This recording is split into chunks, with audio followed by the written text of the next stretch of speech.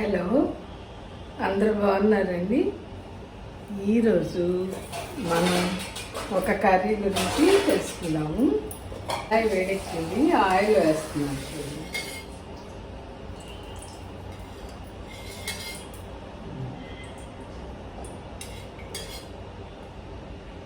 దీంతో 2.5 గంటలు వేసానండి. ఒక ఎండుమిరపకాయ 2గా చేశాను, కాస్త జీలకర్ర తాలింపులో వేసాను అనమాట.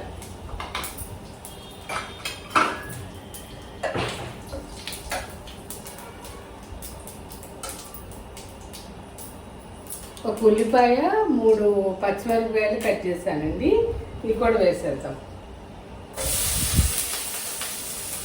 ఈరోజు చేసే కూర ఏంటంటేనండి, బీరకాయతో గుడ్లు వేసి చేద్దాం. అది ఇప్పుడు నేను ఎలా చేస్తానో చూద్దాం. కానీ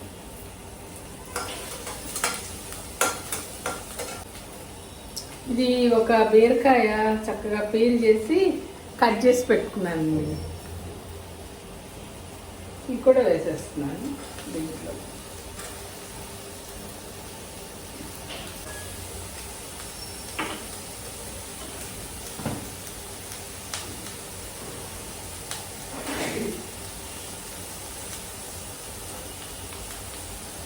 దీంట్లో ఒక 1/2 స్పూన్ సాల్ట్ వేసానండి.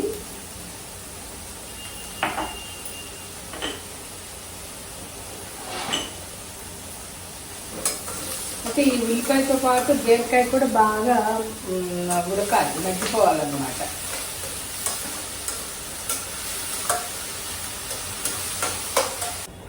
అలా ఒక 2-3 నిమిషాలు మగ్గనిద్దాము.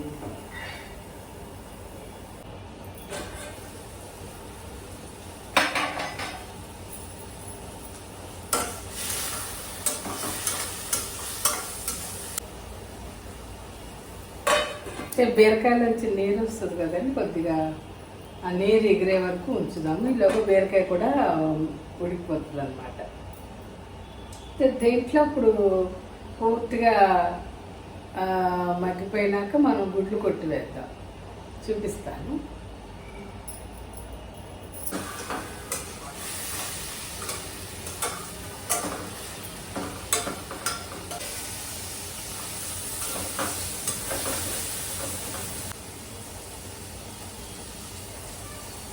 చిటికెట్ పసుపు వేసానండి, అలాగే 1 స్పూన్ కారం. కారం కొంచెం వేగిందండి. ఇప్పుడు కొంచెం ఒక 1/4 గ్లాసు నీళ్ళు పోద్దామండి. బీరకాయ మెత్తగా ఉడికితేనే మనకు ఆ ఎగ్లో కలిసిపోయి రుచిగా ఉంటుంది అన్నమాట. అయితేనండి, మామూలుగా మనం ఇంట్లో ఉన్నప్పుడు, బయట ఎవరితో మాట్లాడుతున్నప్పుడు ఏదో ఒక విషయానికి కోపం వస్తుంటుంది కదా. అలా కోపం వచ్చినప్పుడు గట్టిగా అరుచుకునే కంటే కాసేపు మౌనం వహిస్తేనటండి, ఆ తర్వాత మనకి ఎందుకు కోపం వచ్చింది ఏంటని ఆలోచించుకుని తర్వాత వాళ్ళతో మాట్లాడుకోవచ్చు. కానీ అప్పటికప్పుడు ఒకరి మీద ఒకళ్ళు గట్టిగా అరిచేసుకుని ఆ తర్వాత మనం బాధపడి, ఎదుటివాళ్ళు బాధపడి, ఇదంతా పెద్ద గొడవల కింద అయిపోతుంది. పైగా అలా అరుచుకోవడం వలన ఆ టైం అంతా చాలా టైం అరుచుకోవడానికే అయిపోతుంది, కానీ అసలు విషయం పరిష్కారం అవ్వదు. సో మనకు కోపం వచ్చినప్పుడు ముందు ఎందుకు కోపం వచ్చింది అని ఆలోచించి కాసేపు అసలు అలా మౌనంగా ఉంటేనంటే ఆ కోపం తగ్గిపోతుంది. తర్వాత నిదానంగా ఆలోచించుకుని ఆ సమస్యని పరిష్కారం చేసుకోవచ్చు అన్నమాట. అయితే ఈ మధ్య ఒకటి చదివానండి, ఒక ఊర్లో ఊరికే ఒకరి మీద ఒకళ్ళు ఏదో ఒకటి అనుకుని గొడవగా క్యాకులే చేసుకుంటూ ఉంటారట ఎప్పుడు. అయితే ఒక జ్ఞాని ఆ ఊరికి వచ్చారట. ఏంటి వీళ్ళు ఎప్పుడు అరుచుకుంటూ ఉంటారు అని చెప్పి ఆయన వీళ్ళకి ఏదైనా పరిష్కారం చూపాలని అందరినీ పిలిచి ఒక 4 రోజులు మౌనంగా ఉండండి, మీరందరూ ఎంతో అత్యవసరం అయితే తప్పితే మాట్లాడొద్దు, మౌన వ్రతం పాటించండి అని చెప్పారండి. వాళ్ళు విన్నారట. విని నిజంగానే ఊరికే గొడవలు పడుతున్నాం కదా అని విని అలా చేయడం వలనంటే ఆ ఊరు ఇంకా వాళ్ళకి అది అలవాటు అయిపోయింది, ప్రశాంతంగా ఉండడం. ఆ ఊరంతా ప్రశాంతంగా మారిపోయిందంటండి, గొడవలు లేకుండా. ఎంత అవసరమైనప్పుడే మాట్లాడుకోవడం, మళ్ళీ కామ్గా ఉండడం అలా చేశారంట 4 రోజులు. చక్కగా ఇంకా అందరు ప్రశాంతంగా, దాంతో వాళ్ళకి టైం కూడా చక్కగా పనులు చేసుకోవడానికి టైం కూడా ఎక్కువ కలిసి వచ్చిందంట. అంతా హ్యాపీగా ఉన్నారంట. చూసారా మౌనంగా ఉండడం వలన ఎంత ఉపయోగము.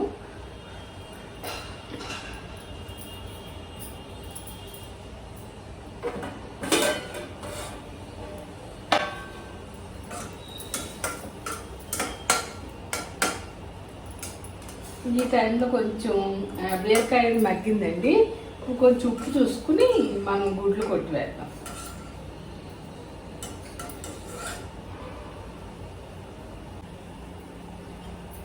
కొంచెం నీరు ఉంది, ఇది ఎగిరిపోయినాక గుడ్లు కొట్టేసేయాలి.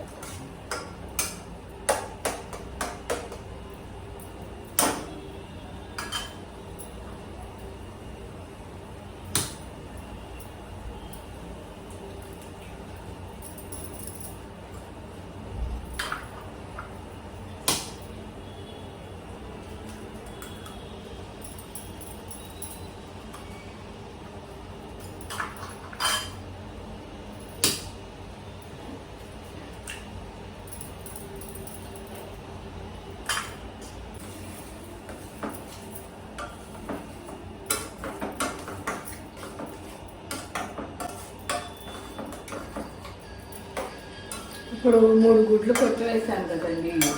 చక్కగా అంతా కలిసేట్టుగా ఇలా కలిపేసి మూత పెట్టేద్దాం.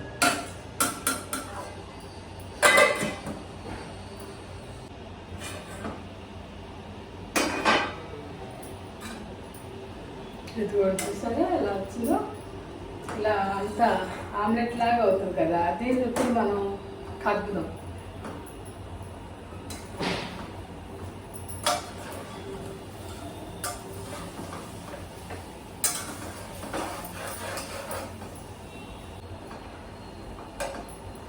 ఇది చక్కగా వేగినట్టుగా చేయాలండి, వేపాలి.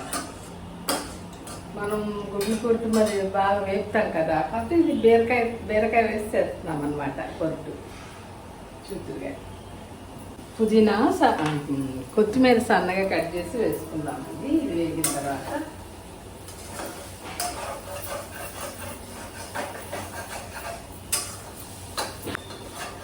అది ఈ పొరటికి చారు పెట్టుకున్నా బాగుంటుంది. ఏదైనా పప్పు, ఆకుకూర పప్పు వండుకుని అది నంచు తిన్నా బాగుంటుంది కదండి. ఈరోజు నేను గోంగూర పప్పు చేశాను, గుడ్లు పొరటు అనమాట.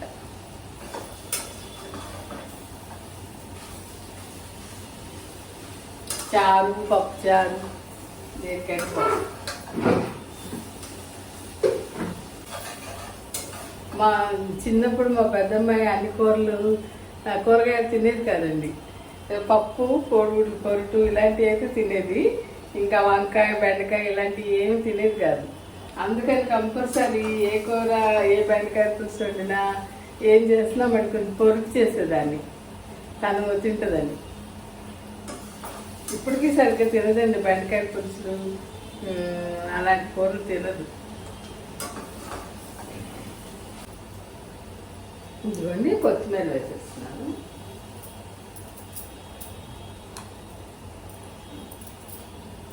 అయితే తాలింపులో ఇదివరకు ఏమి వేసేవాళ్ళం కాదండి, కానీ కొంచెం నీసువాసన అది వస్తుంది గుడ్లు అని ఈ మధ్య కాస్త ఒక ఎండుమిరపకాయ కట్ చేసి జీలకర్ర వేసి వేస్తున్నాం అనమాట. అప్పుడు బాగుంటుంది. ఒక్కొక్కసారి ఈ గుడ్డు కూడా బాగా నీసువాసన వచ్చినట్టు అవుతుంది అనమాట. ఇది ఉండదు జీలకర్ర వేస్తే తాలింపులో. ఇలా పొడి పొడిగా వచ్చేస్తుంది సరే. ఇది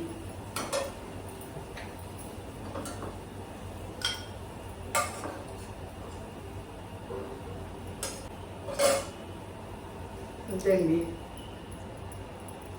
ఎగ్స్ విత్ వెజ్జెస్ అనమాట.